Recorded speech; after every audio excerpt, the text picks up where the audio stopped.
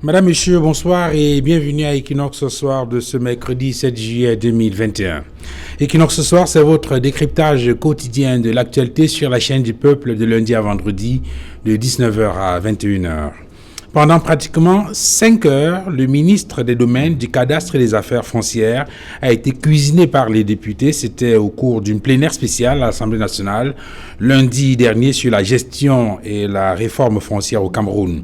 La préoccupation des élus de la nation portait sur plusieurs questions. L'accaparement des terres au Cameroun par une minorité de riches au détriment des populations pauvres, vulnérables et sans défense.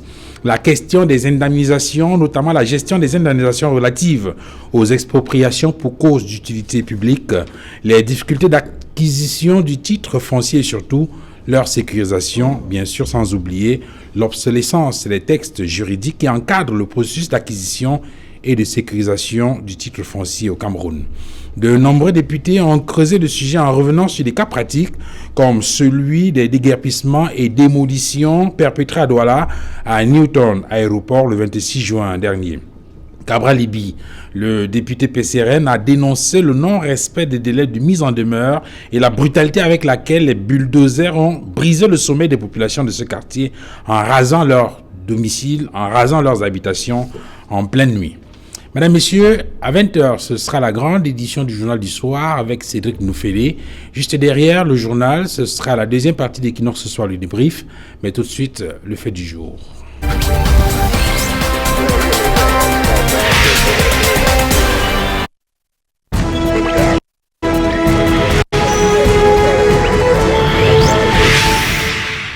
La question foncière au Cameroun, le règne de l'injustice. Pour décrypter cette problématique, nous donnons la parole ce soir à des hommes politiques, mais sur le plateau également, un homme de droit, un avocat et surtout une victime de ces déguerpissements. J'introduis tout d'abord Jean-Baptiste Bontébé. Bonsoir. Bonsoir, Duval. Merci d'être venu sur ce plateau. Non, je vous remercie et je remercie tous les auditeurs d'Equinox ce soir ainsi que mes companistes. Vous êtes porte-parole d'une organisation, d'une association qui regroupe les personnes qui sont victimes des expropriations, des déguerpissements, bref, tous ceux-là qui ont quelques soucis avec l'administration pour ce qui concerne les questions foncières. C'est bien cela? C'est bien cela. Et je crois que cet après-midi ou ce midi, vous aviez une rencontre où vous avez un échange avec la presse pour expliquer ce qui s'est passé, notamment à Newton Aéroport, si je ne m'abuse. Une conférence de presse. Une conférence de presse. On vous donne la parole tout à l'heure pour nous dire exactement de quoi il était question. Maître Augustin Gueffac, bonsoir. Duval, bonsoir. Bonsoir à tous les téléspectateurs. Bonsoir à tous mes copanélistes. Nous sommes là ce soir pour analyser pourquoi depuis plus de 40 ans, les textes sur le régime foncier piétinent au Cameroun, freinant de ce fait le développement de la République. Merci Maître Augustin Gueffac, vous êtes avocat au barreau du Cameroun et la problématique que vous évoquez effectivement, ou bien cette sous-problématique fait partie des questions qui ont été évoquées par les députés au cours de cette séance plénière spéciale avec le ministre des Domaines, du Cadastre et des Affaires foncières. Brice Dulaco, bonsoir. Mon frère Duval, bonsoir. Bonsoir également à tous mes companélistes.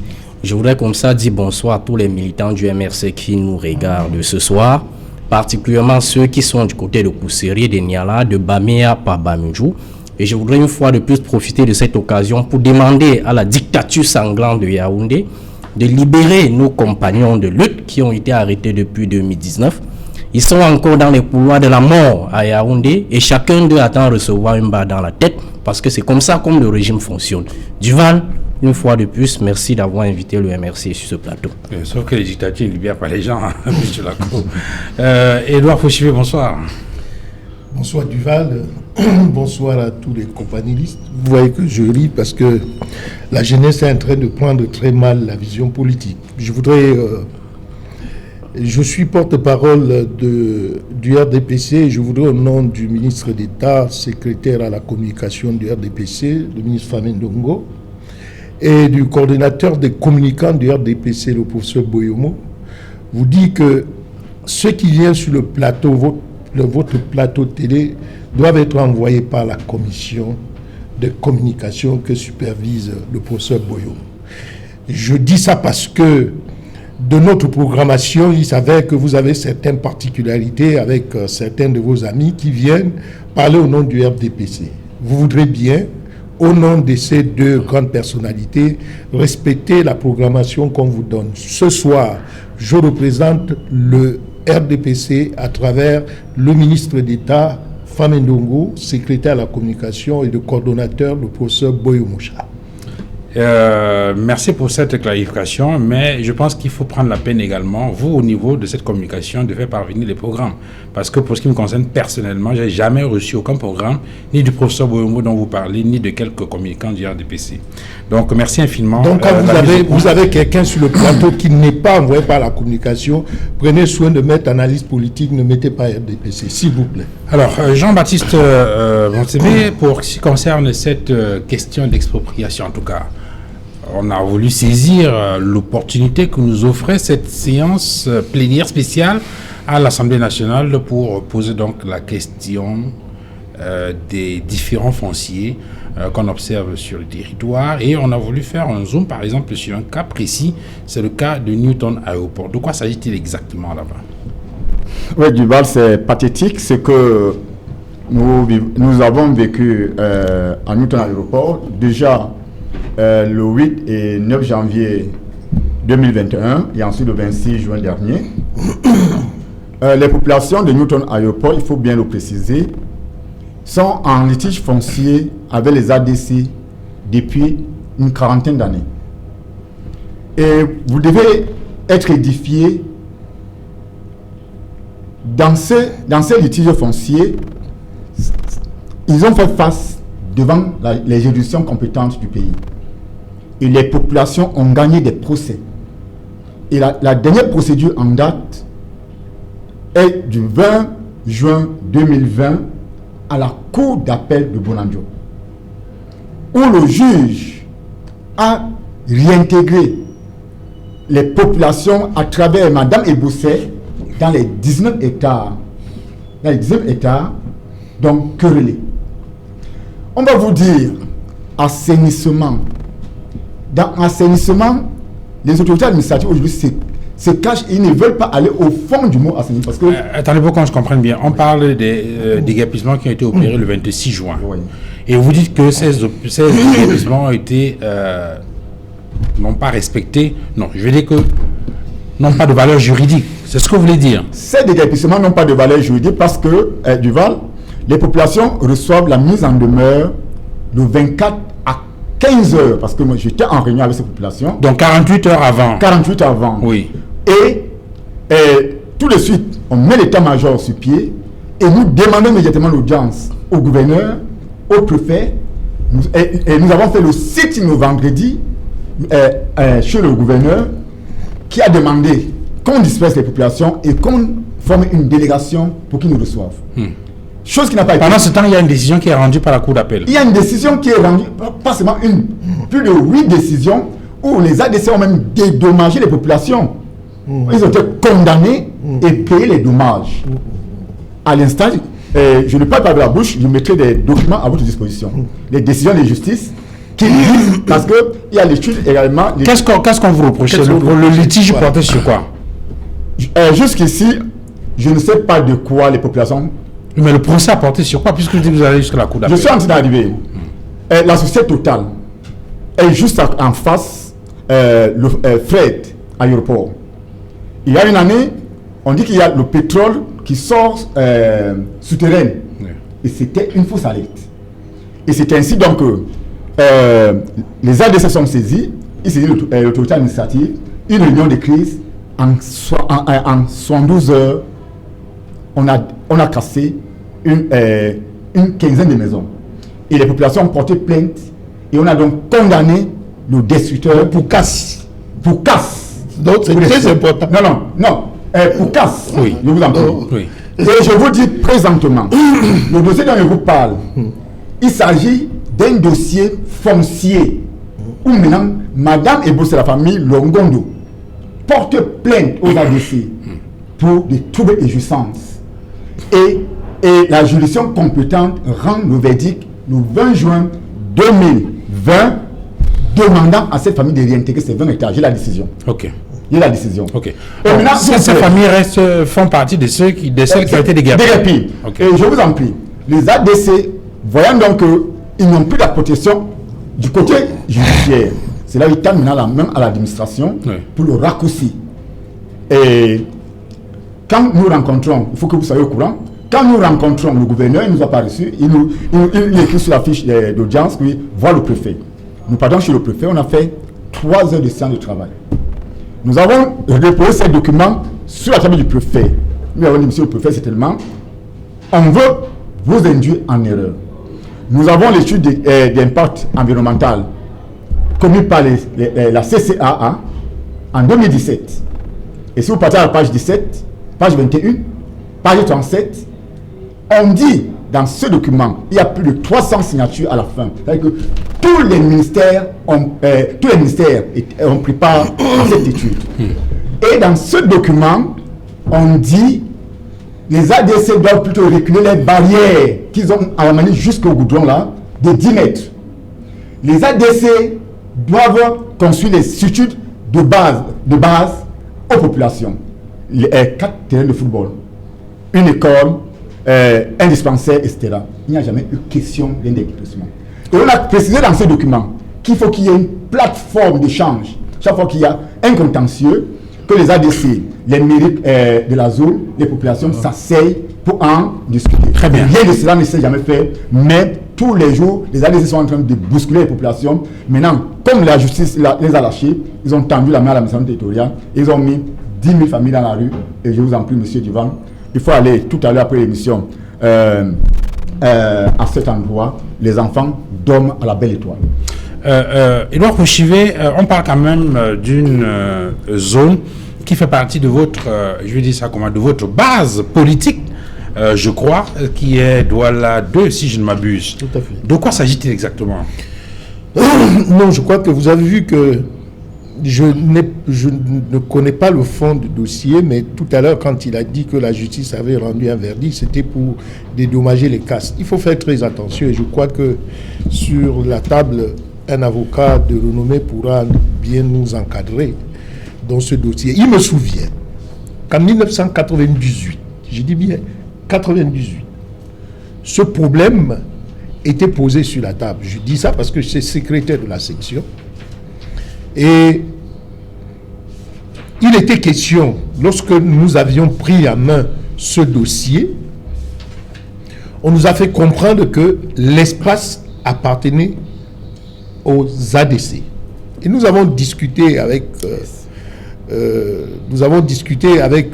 le chef de... Parce que nous, à l'intérieur, nous avons logé 4 sous-sections, les plus grandes d'ailleurs. Il faut le dire, Newton 1, Newton 2, Newton 3 et Newton 4.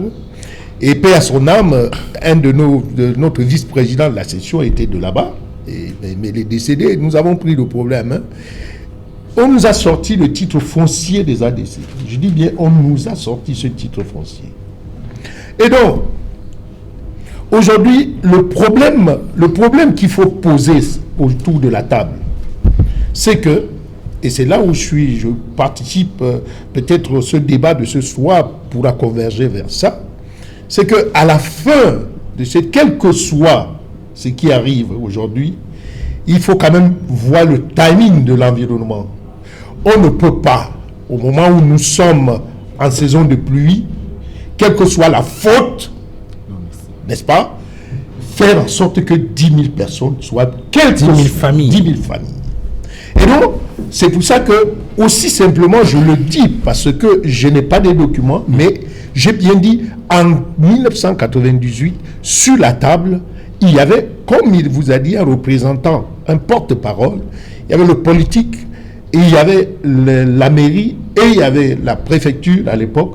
Il me souvient, je crois qu'il doit confirmer, on a dédommagé les populations et on leur a montré un site de recasement. Je le dis bien, 1998.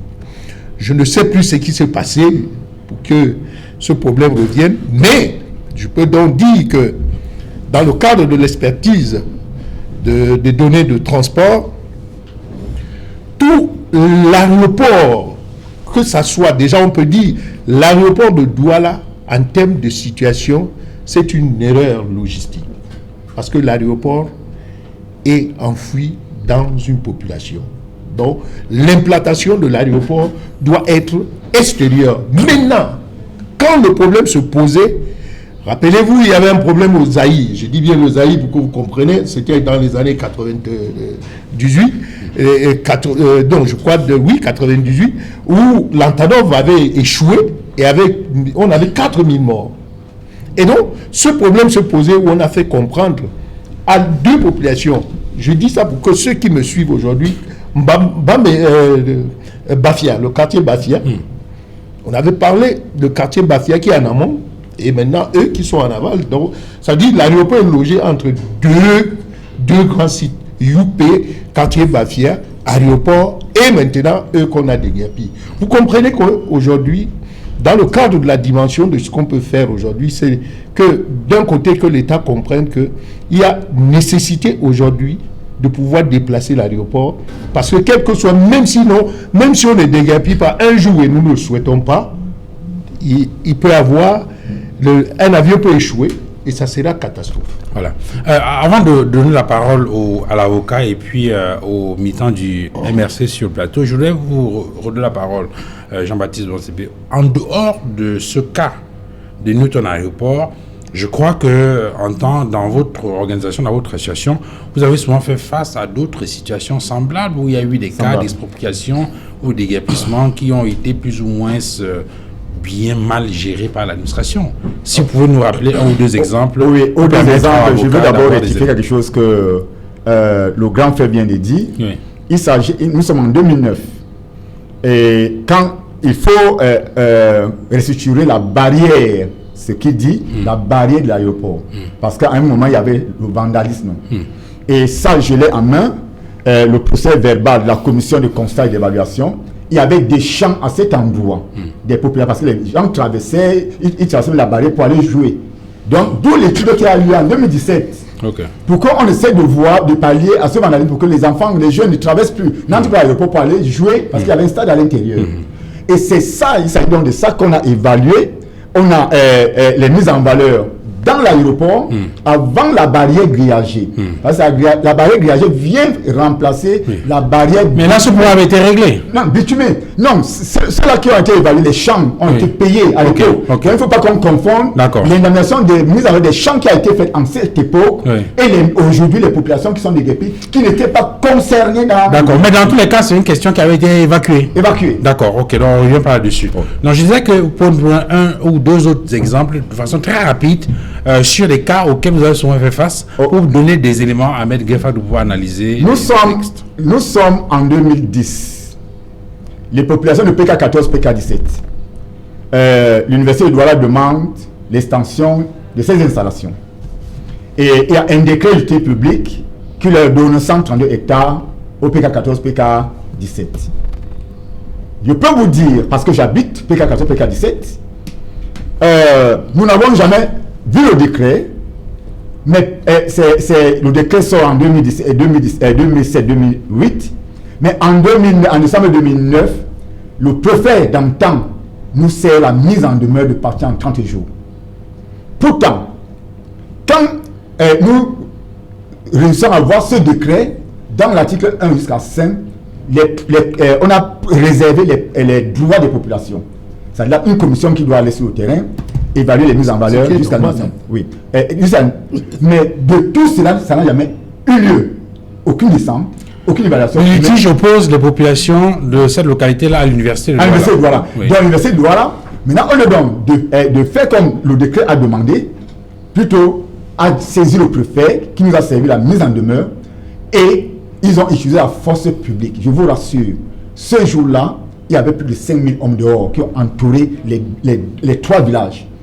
Ils ont cassé systématiquement le menant de casser sur 100. Donc une décision de l'autorité administrative et non une décision du tribunal. Et je vous en prie, nous avons saisi en 30 jours la chambre administrative à la Cour suprême. Il n'y avait pas encore les chambres en région. Et qui a demandé au préfet de surseoir à sa mise en demeure. Le préfet d'antan nous a dit les décisions administratives sont au-dessus des décisions judiciaires. Je vous en prie. Avant, le préfet vous a dit ça. Le préfet d'antan, aujourd'hui le gouverneur.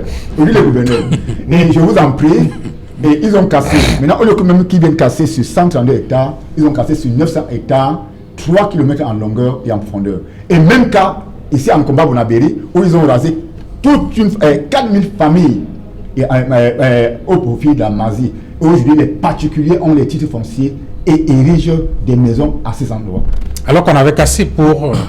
soit disant que c'était la Mazie. Ça appartient à Mazie. Et aujourd'hui, vous dites qu'il y a des gens qui sont installés là. Installés, et je vous en prie, une décision de la présidence de la République, le secrétaire général de la présidence en 1982, il écrit que cette zone n'est pas comprise dans l'extension de la Mazie. Nous avons les documents.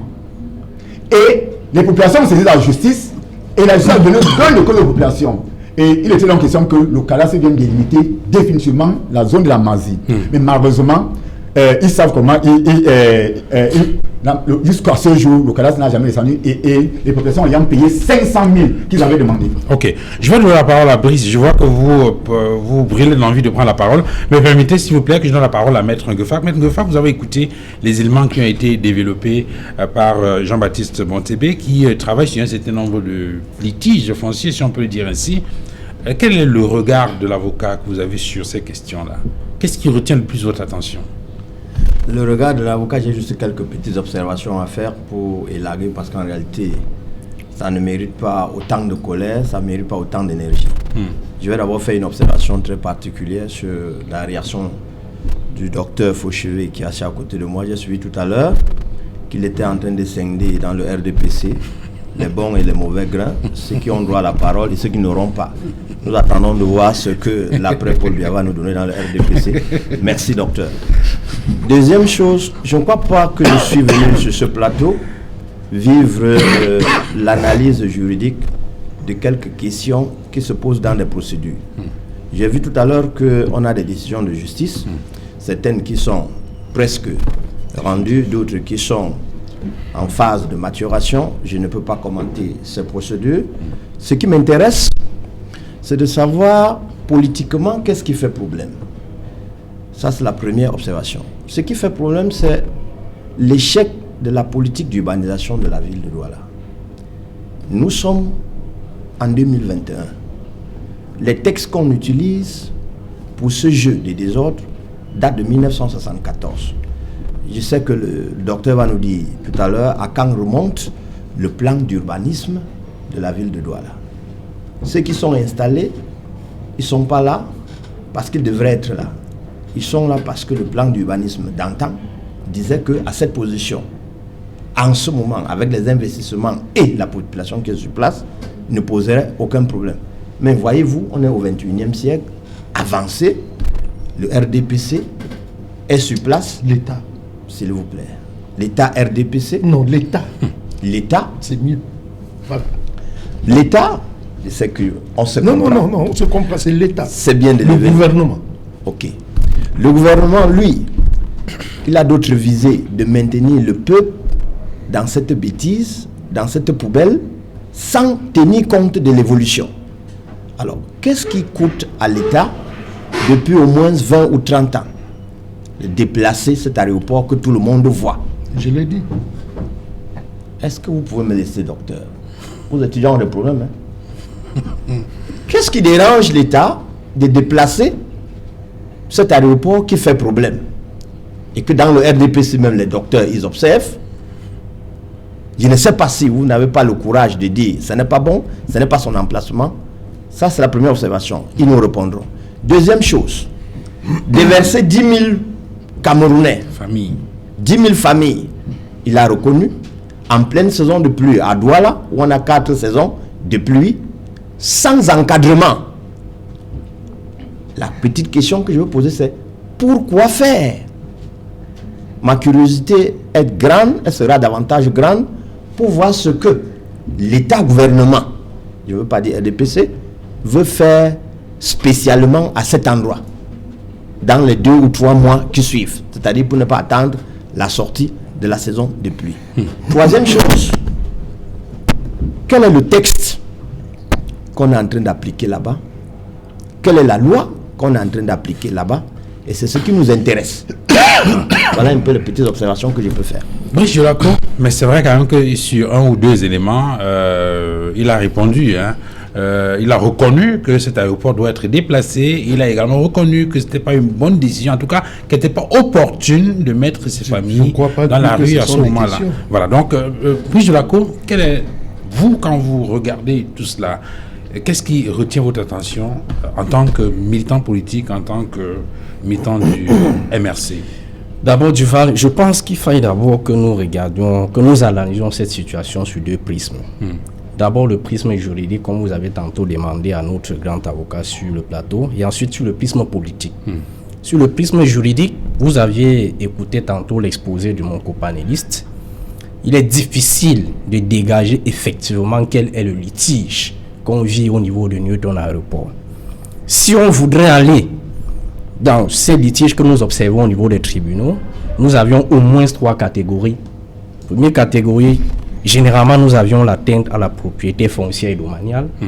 En deuxième, nous avions la suppression des constructions et des ouvrages. Et en troisième, nous avons le retrait ou l'annulation d'un titre de propriété.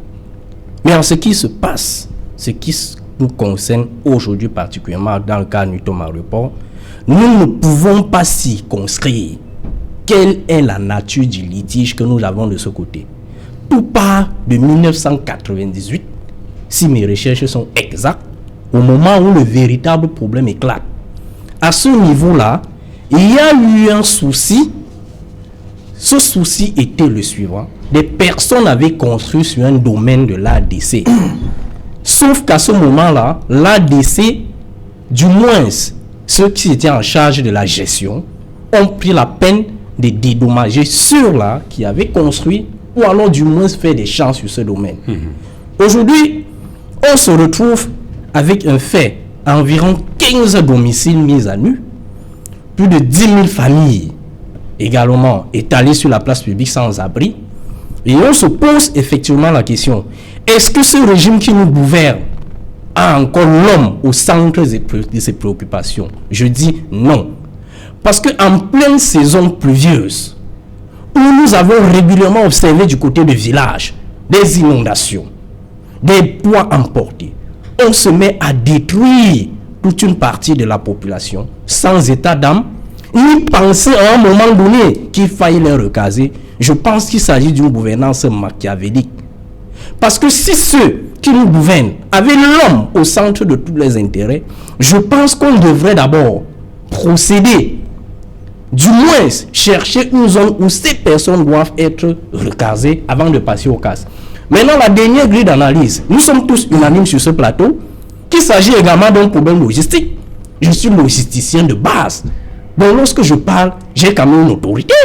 Devant moi. Pour dire, oui, devant vous, si vous voulez en savoir, même si vous êtes docteur, je suis bien formé à la base et j'ai l'autorité de la parole. En tout cas, c'est pas pour dire ceci. En tout cas, c'est pas de ça qu'il est question. Pour dire ceci, vous m'avez bien formé. Pour dire ceci, La logistique. pour dire ceci, l'aéroport de Douala, le lieu où cet aéroport se trouve n'est vraiment pas propice. Je l'ai déjà dit. Hein. Parce que, outre, je dis ceci, outre les populations qui sont là, les bruits des avions ne peuvent pas exactement permettre à ce que les gens y habitent facilement. Vous comprenez? Nulle part au monde, on a trouvé une localité comme celle du village où on construit un aéroport autour de laquelle il y a au moins 3000 personnes qui vivent là. Donc c'est difficile, c'est également un problème logistique. Et la dernière grille d'analyse du Val qu'on peut également évoquer, c'est pour savoir que au fur et à mesure que la population, la croissance démographique va de façon géométrique, l'État recule également de façon géométrique. Recule.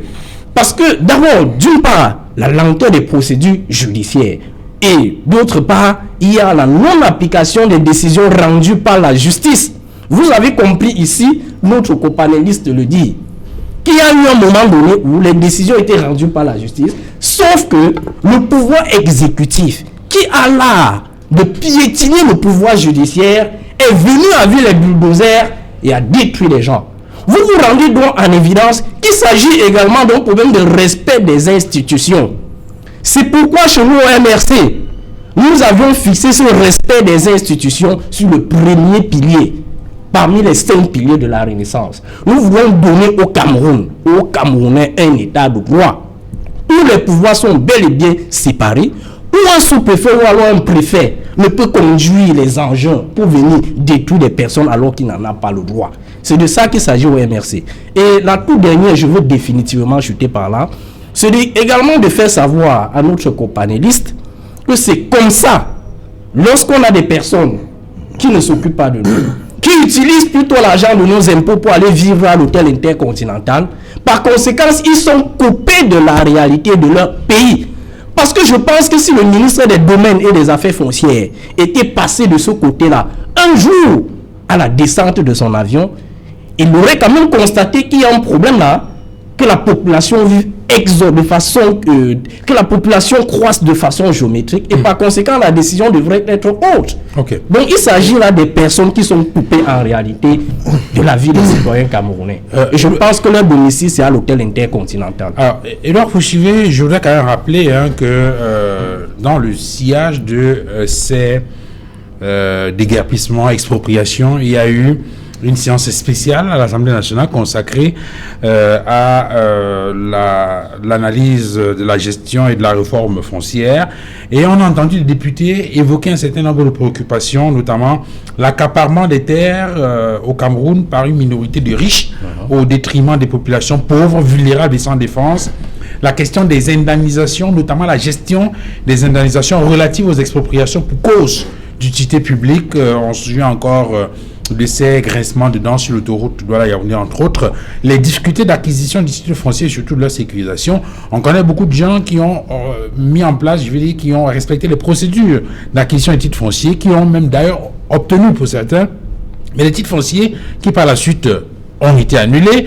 Il y a également la question de l'obsolescence des textes juridiques qui encadrent ce processus d'acquisition et de sécurisation des titres fonciers. Le sentiment qu'on peut avoir lorsqu'on a écouté ces députés à l'Assemblée nationale et interrogé les ministres du domaine du cadastre des affaires foncières, c'est que finalement la terre n'appartient qu'aux riches et que même lorsque le pauvre a un titre foncier, il est essentiellement précaire. Non, la terre appartient à l'État, pas aux riches. Il faut corriger. Je voudrais faire d'abord une parenthèse. J'ai l'avantage quand je suis sur un plateau de télévision, je m'adresse plutôt à ceux qui nous écoutent.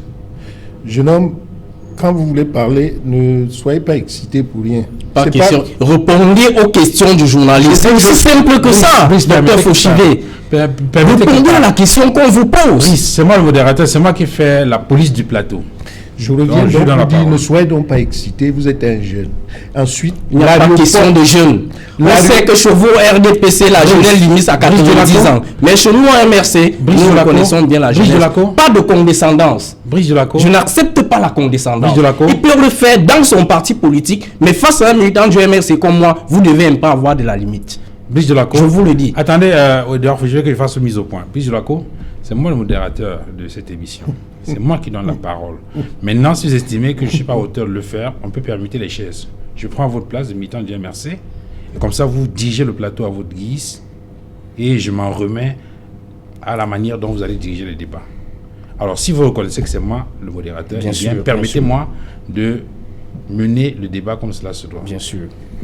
C'est ça l'avenir. Quand vous serez là où je suis, vous allez comprendre. Je disais donc que lorsque vous voulez parler, apprenez à comprendre qu'on peut vous corriger. C'est ça l'avantage sur le plateau. L'aéroport, on n'a pas construit l'aéroport quand la population était là. Je vous le dis, vous êtes mon fils et il me suit. Quand on a construit l'aéroport, il n'y avait personne, ni à gauche, ni à droite. Oui ou non? C'est vrai. Donc quand vous parlez, il faut savoir qu'il y a les gens qui étaient avant vous. Et la logistique, c'est moi le père. Donc quand vous voulez dire, ne vous excitez pas. Est-ce que sur ce qu'il a dit, il y a des choses qui ne sont pas justes? Oui. L'aéroport on a construit l'aéroport et la population est venue au niveau de l'aéroport. Quelle était la nature du premier litige? Écoutez, vraiment, on ne va pas fabriquer les marronniers. S'il vous plaît, on ne va pas fabriquer. Quelle était la nature du premier litige en 98? S'il vous plaît, on ne va pas fabriquer les marronniers. Il y a un élément sur lequel vous tous, vous êtes d'accord. C'est que cet aéroport n'a pas sa raison d'être là. On est d'accord? Très bien. Est-ce qu'on peut avancer maintenant? Alors, donc je disais ça pour qu'ils comprennent que si la population est venue au niveau de l'aéroport, Maître l'a déjà dit, ça veut dire qu'il faut passer dessus. C'est un problème d'urbanisation. Okay. Et le problème d'urbanisation n'est pas politique. Il est gouvernemental. Apprenez à comprendre des choses, monsieur. Docteur, il peut vous aider une minute. Donc, une minute, je vous en oui. prie. Vous avez raison. Et les populations ne sont pas arrivées là d'elles-mêmes.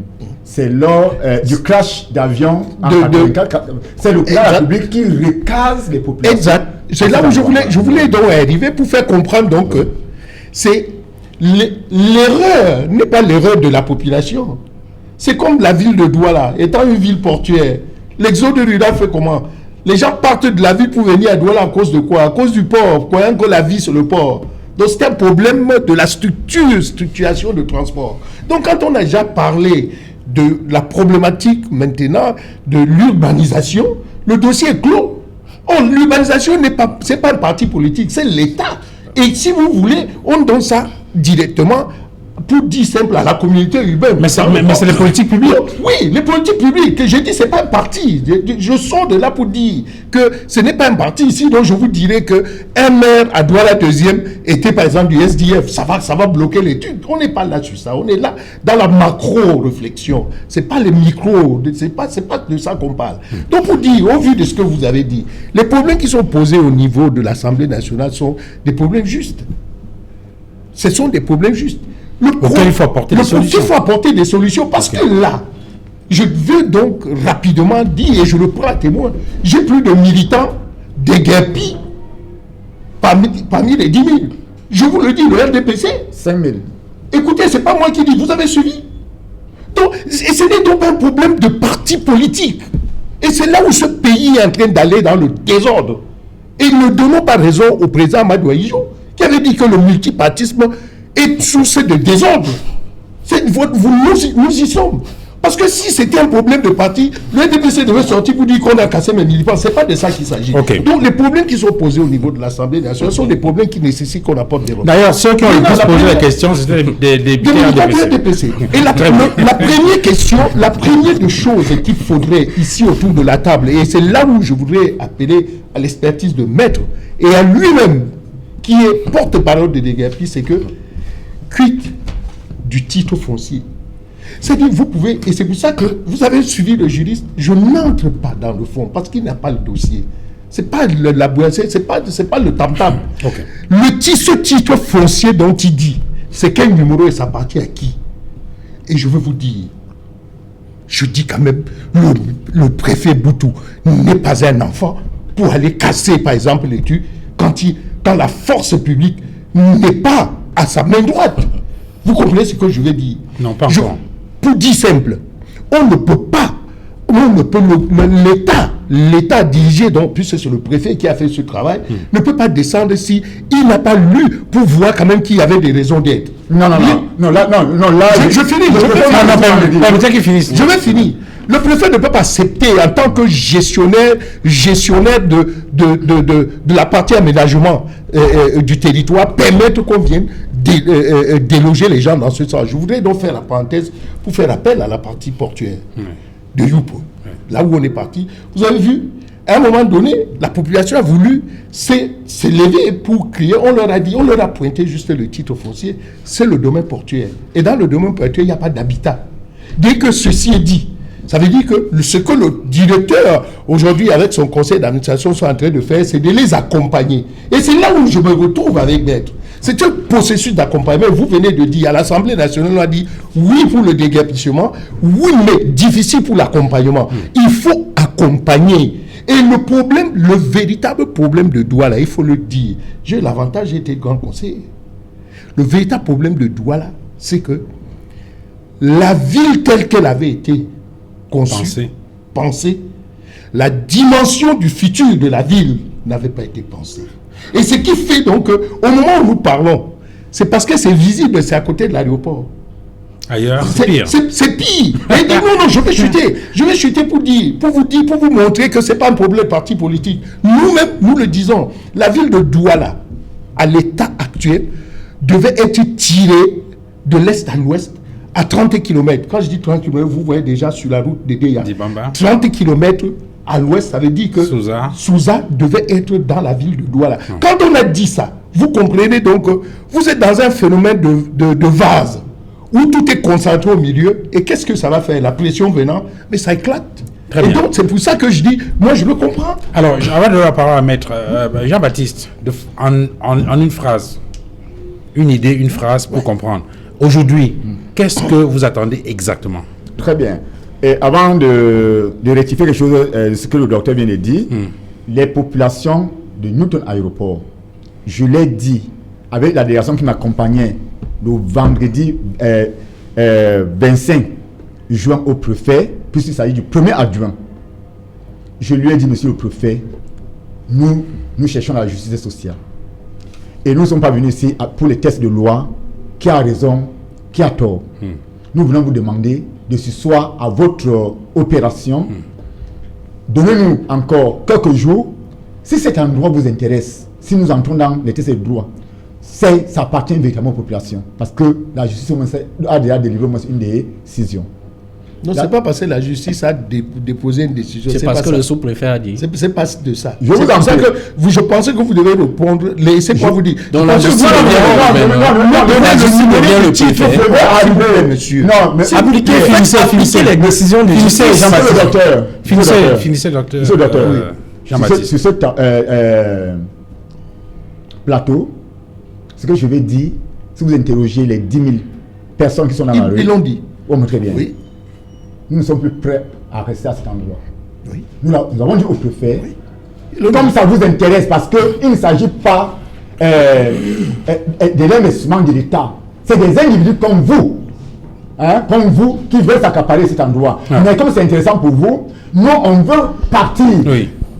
Indemnisez-nous une chose, parce que la loi a prévu Oui. au moins qu'on appelle, on demande le décret d'expropriation. Vous nous expropriez, vous évaluez, vous payez et vous partez. Et nous partons. Bon, c'est ça que vous attendez maintenant. Ça nous attendons. Très bien. Deuxièmement, même l'aéroport des ADC, M. Duval, personne n'a reçu foncier parce que les procès que nous avons avec les ADC ont duré pas un jour, 8 ans, 10 ans. Et on a demandé aux ADC, qu'est-ce qui vous protège? Ils nous avaient produit un document. Mais néanmoins, la famille Longondo a produit le livre foncier délivré en Sénégal par les chefs de région. Et ce monsieur avait même la médaille ici, à cet endroit. Ok. Très bien. Très Donc, bien. ça veut dire qu'il y a un document juridique et conservé à la conservation, à la conservation sur, il y a le folio et tout. Voilà ça, en juin 32. Donc, ça veut dire que nous avons un instrument juridique qui nous protège. Ok. Et nous sommes partis. On retient donc que vous voulez partir, vous attendez d'être indemnisé. Payé. Et dans les brefs délais, bien Dans les sûr. brefs délais. Alors, maître, il y a finalement dans cet imbroglio, ou bien dans la compréhension ou l'analyse pertinente de cette question, le problème de l'urbanisation. Et donc des politiques publiques d'urbanisation, puisque c'est de cela que les questions. Duval, une république ne fonctionne.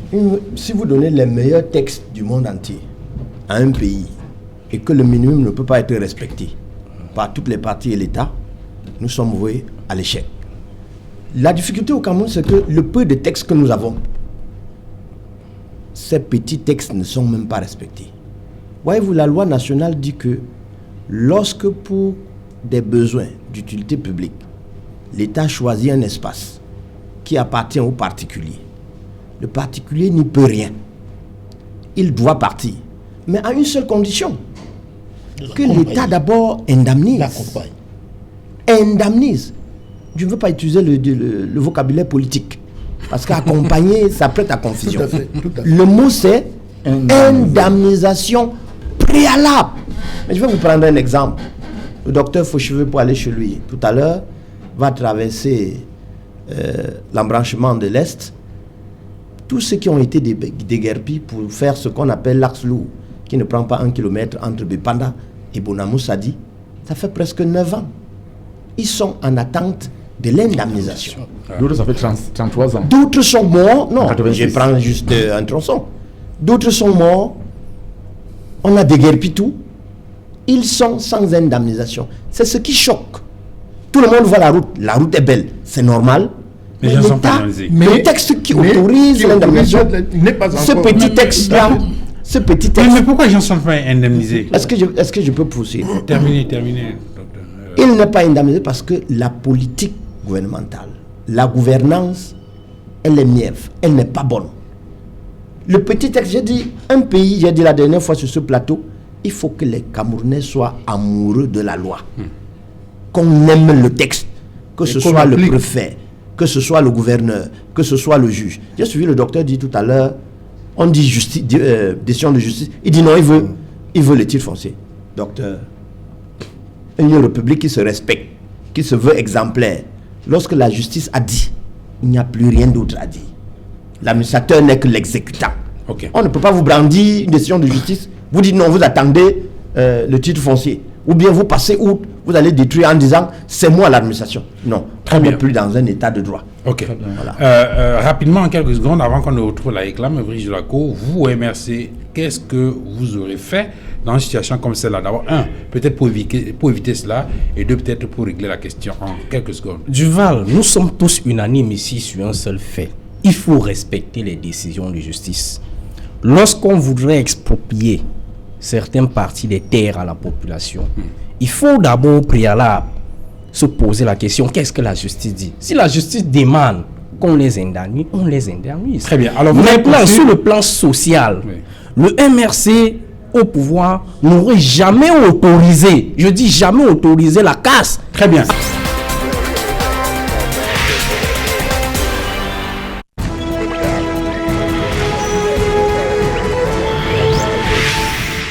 Retour sur le plateau d'Equinox ce soir de ce mercredi 7 juillet 2021. Cette deuxième partie avec nos invités sur le plateau, Maître Augustin Gueffak, avocat au barreau du Cameroun, Brice Jolacow du Mouvement pour la Renaissance du Cameroun, Édouard Fauchivé du RDPC, le Rassemblement démocratique du peuple camerounais, et bien sûr Jean-Baptiste Bontsébé de la société civile, porte-parole d'une organisation des personnes victimes d'éviction forcée, d'éguerpissement. C'est vrai que c'est Brice Jolacow qui avait la parole au moment où on allait au journal, mais il y a une ou deux choses importantes qu'on a écoutées dans cette édition du journal qui méritent peut-être un éclaircissement avant qu'on ne redonne la parole à Brice Jolacow. Jean-Baptiste Bontsébé, on croit avoir entendu dans le reportage qui a été fait qu'au cours de l'opération de déguerpissement, le 26 juin dernier, il y a des jeunes qui ont été interpellés appartenant à ces familles qui ont été déguerpies. Oui, Duval, effectivement, une trentaine d'enfants étaient interpellés par les forces de l'ordre, mis sous mandat de dépôt à la prison centrale de Nebel. Ils ont comparu le 27, où le préfet a demandé aux parents de lui adresser une lettre d'excuse. Le motif, c'était quoi? Vraiment, des enfants s'opposaient à ce qu'on ne casse de maison d'une manière illégale. Parce que ces démolitions interviennent d'une manière illégale. Ça n'a pas respecté la réglementation en vigueur. Les enfants essayaient donc d'empêcher, on les a arrêtés une trentaine. Et ils comparaient le 27. Le préfet exige des parents que les parents lui signent un document d'excuse. Ceux qui étaient présents ont signé, on a libéré une partie. Et au moins, je vous parle, 12 sont encore à la prison centrale. 12 jeunes. 12 jeunes. Appartenant à ces familles qui ont été déguerpies.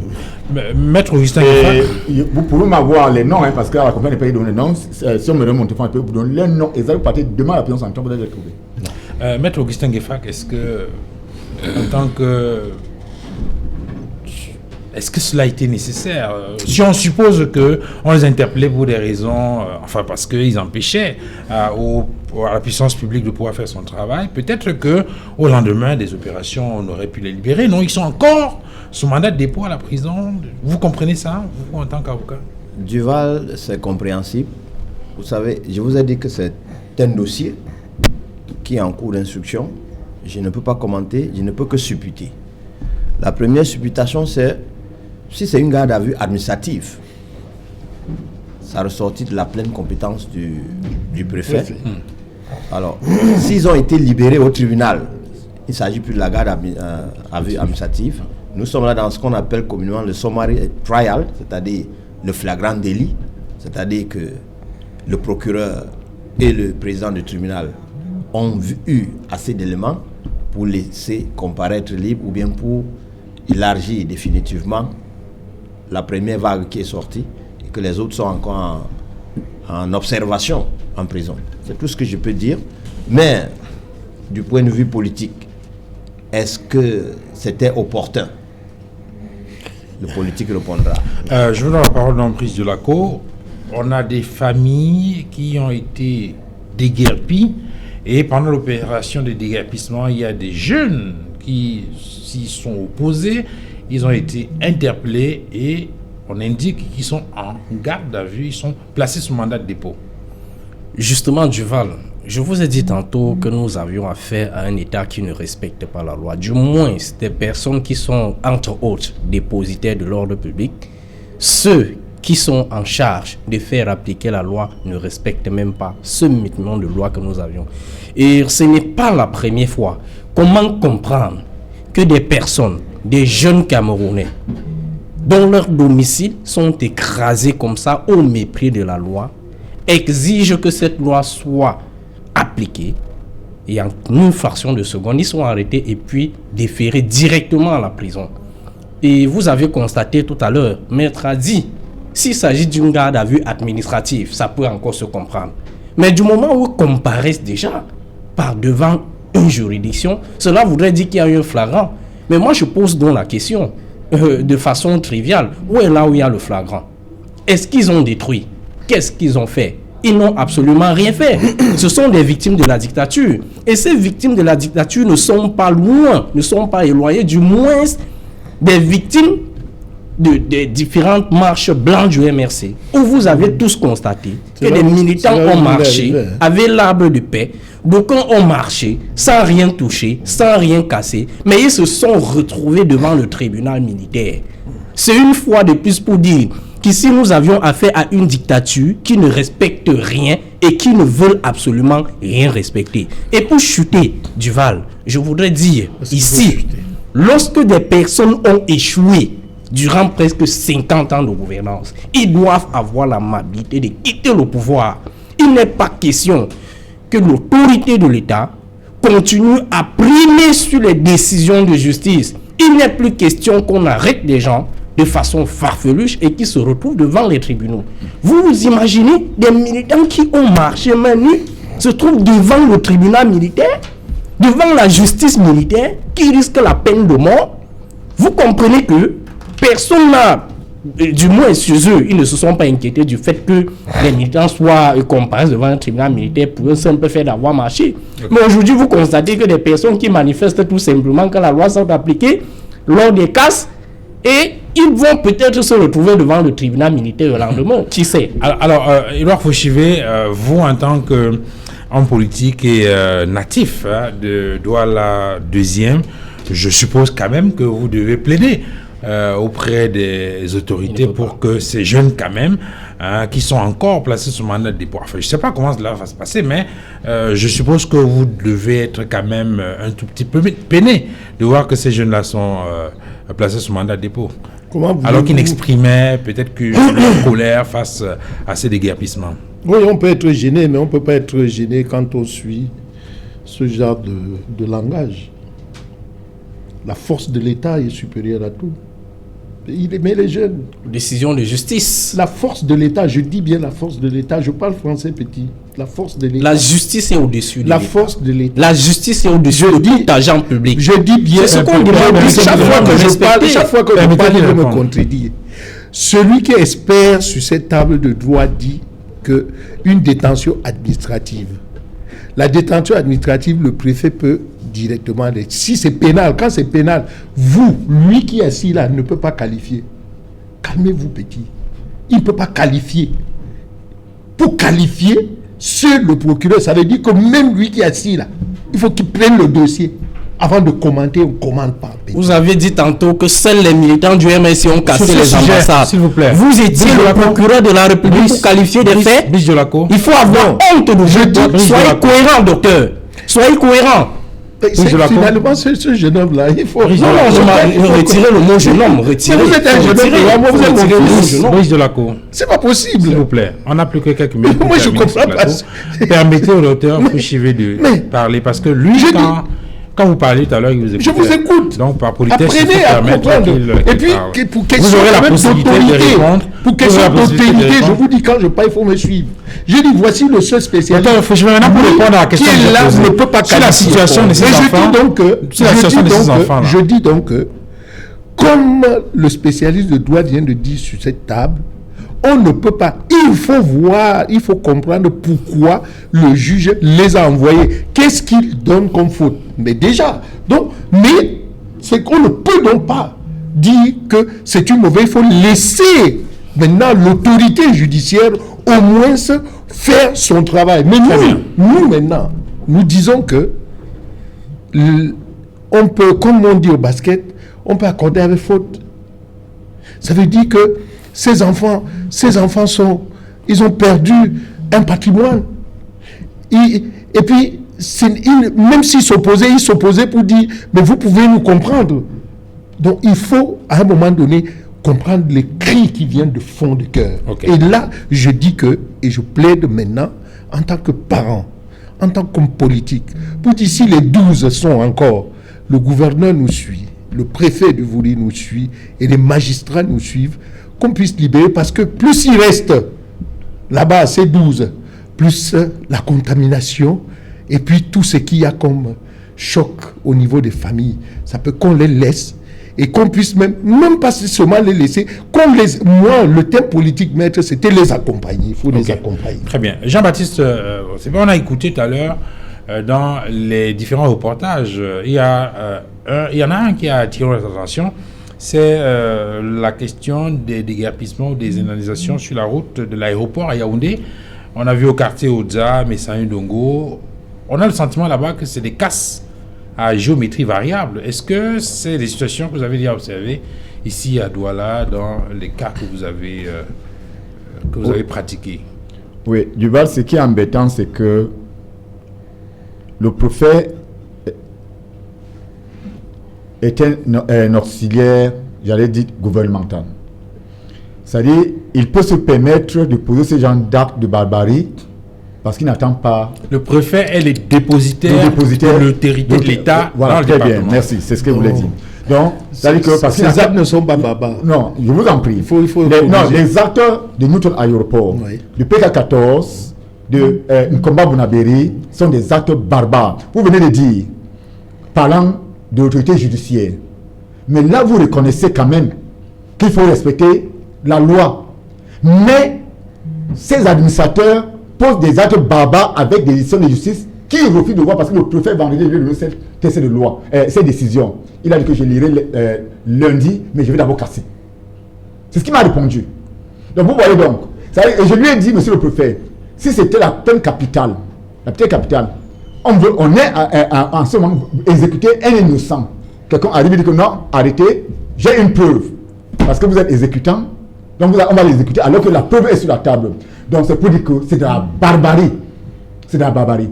Et comme l'a dit mon compatriote de gauche, il est important que le citoyen lambda, l'autorité administrative, politique et même le président de la République puissent s'aligner quand le juge a pris une décision. Je pense que c'est ça un État qui se respecte. Préciser une décision définitive. Parce que nous avons des décisions définitives. Nous avons des décisions définitives. C'est ce que j'ai dit. Oui, nous avons des décisions définitives puisque nous avons été dédommagés. C'est ce que j'ai dit. J'ai dit définitive. Je ne vais pas l'achever. Je ne sais pas si je termine. Oui, je termine. Sur ce plateau, je dis, comme je l'ai dit tantôt, les populations de Newton Aéroport, dans toutes les réunions que nous avons faites, même à Posant, parce qu'il y a des marquages jusqu'à Posant. C'est-à-dire que si le préfet nous a dit que même s'il ne finit pas de casser, un autre vient terre, il y a encore près de 20 000 maisons à casser. Nous disons non à l'autorité administrative. Dans la même zone là, jusqu'à Posant. Il y a une mise en demeure déjà. C'est-à-dire il y a un marquage. Je vous en prie. Oui. Ça c'est de l'accaparement des terres. Il faut que je vous dise. Et nous nous adressons ici au président de la République. Il est important. Nous ne voulons pas de ça à cet endroit. Les populations sont fatiguées tous les jours dans des tribunaux. Ils n'ont pas de sommeil. Comme ceux qui veulent hériter de cet endroit, qui viennent, on s'assoit, que les autorités administratives nous appellent sur une table de négociation, de concertation. Nous, on est prêt à partir. Ça dit qu'on est prêt à partir et dans la paix. Il ne faut pas que nous restions chaque jour dans la guerre avec nos administrations, dans les tribunaux, etc. Nous avons besoin aussi de la paix. Parce que je vous rassure, ça peut-être le docteur Fauchi ne le sait pas, il y a 2 cas à Douala.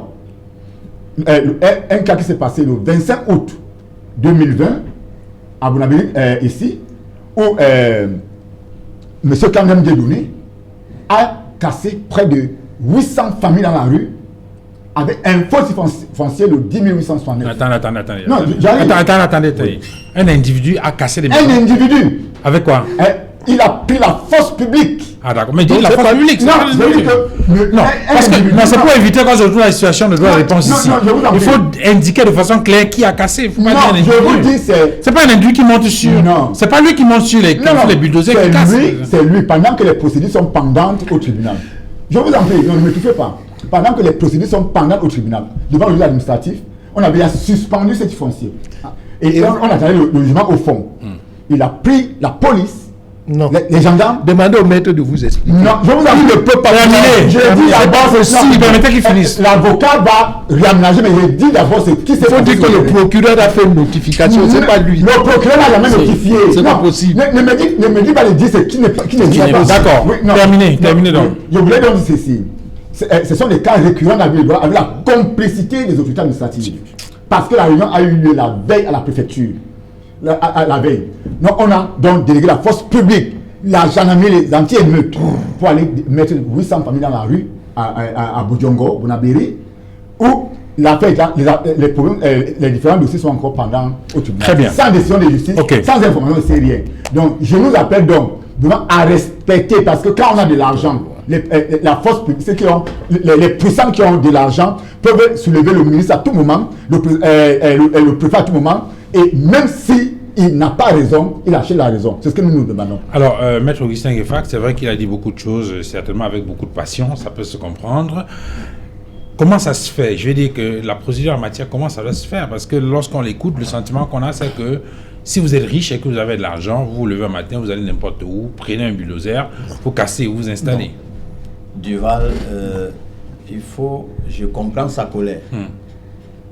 Je sais qu'il y a des cas de violation de la loi, il y a des cas d'abus de fonction, d'abus d'autorité, mais tant que vous n'avez pas un dossier en main, vous devez être prudent, très réservé pour tenir ce genre de propos. Parce que lever la force publique, parce qu'il y a deux variantes, celle qui vous assiste et celle qui vous accompagne. Vous en avez une juste qui vous accompagne, c'est-à-dire elle se place là pour demander au locataire de sortir. Si le locataire émet une réserve ou bien une résistance, cette force-là va reculer.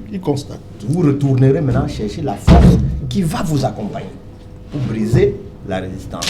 Or, dans le cas concret, pour que le procureur de la République autorise la force publique qui va vous accompagner, il y a une série de pièces qui doivent être présentées. Donc, et occupez un peu. Quand vous intervenez, vous voulez faire croire au public que vous avez raison. Le procureur général, je vous en prie, ce 25, les cas de contrôle. On ne va pas revenir sur ce dossier. J'ai les documents. Ce qui nous intéresse, Jean-Baptiste, nous voulons nous limiter aux préoccupations qui ont été évoquées par les députés parce que cela, à mon sens, résume ou concentre l'essentiel des difficultés. Et effectivement, lorsqu'on a écouté les députés, ils ont dit qu'il y a l'accaparement des terres au Cameroun par une minorité de riches au détriment des populations pauvres, vulnérables et sans défense. Il faut dénoncer ça. On ne peut pas aujourd'hui, avec quelqu'un qui a son titre foncier, se voir normalement être chassé, parce qu'il faut dire le terme, c'est chasser. Nous disons à haute voix que ce n'est pas possible. Dans le cas d'espèces, par rapport à Newton, si ce sont des Camerounais qui sont en train de chasser les Camerounais pour venir implanter on ne sait pas quoi, ça sera, je crois que cette zone ne sera jamais en paix. Mais si c'est parce que la structure économique des ADC, si les ADC ont un titre foncier et veulent développer maintenant cette histoire de la politique d'extension, c'est autre chose. Mais si, par rapport au SACE que les députés ont dit, si on se retrouve demain avec une industrie implantée là-bas, franchement, nous avons des zones où les industries peuvent s'implanter. Mais sur le cas de Newton Aéroport, je crois qu'il a été suffisamment clair. Et je suppose qu'il porte la voix des autres. Il indique qu'ils ne veulent plus continuer ce bras de fer. Ils veulent partir. Tout ce qu'ils veulent, c'est de discuter avec les autres et d'obtenir l'indemnisation pour aller s'installer ailleurs.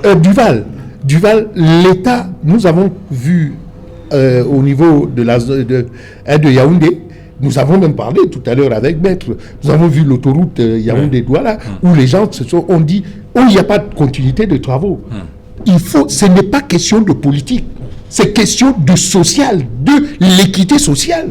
Si vous ne pouvez pas venir dire à quelqu'un de partir de sa propriété, mais vous devez, c'est pour ça que nous parlons d'accompagner. Vous payez le juste prix et vous l'accompagnez. Et l'État doit veiller.